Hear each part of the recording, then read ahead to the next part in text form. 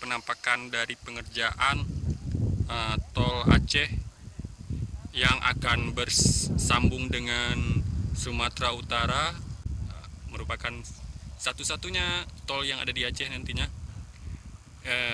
Tol ini merupakan proyek prestisius pada tahun 2019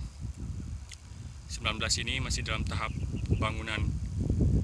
Semoga tidak ada kendala dan bisa bermanfaat untuk masyarakat Aceh, khususnya untuk pertumbuhan ekonomi.